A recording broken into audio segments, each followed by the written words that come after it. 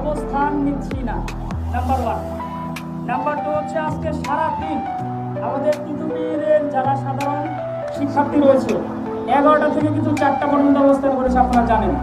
যেহেতু আগামীকালকে আমাদের সাথে বসবে মূলা ঝোলাক অথবা যাই করুক, রাষ্ট্রের পক্ষ থেকে কিন্তু বসার সিদ্ধান্ত এসেছে। আমরা সাধারণ শিক্ষার্থীদেরকে মাঠে নামিয়ে দিয়ে জনদুর্ভোগ তৈরি করতে চাচ্ছি না। আমরা আগামীকালকে আমাদের তিতুমির পক্ষ থেকে সিদ্ধান্ত এটাই, তিতুমিরের ক্যাম্পাসের গেট অনির্দিষ্টকালের জন্য বন্ধ থাকবে। এখানে কোনো পরীক্ষা, ক্লাস কোনো কিছুই সংগঠিত হবে না। এর বাইরে এবার যেটা পজিটিভ মেসেজ, আমরা রাষ্ট্রপক্ষের সাথে আলোচনায় যাচ্ছি, যদি সেখানে পজিটিভ মেসেজ না আসে, মনে রাখবেন শুধুমাত্র রেলগেট নয়, আমরা আরো এক্সট্রিম হতে বাধ্য হব।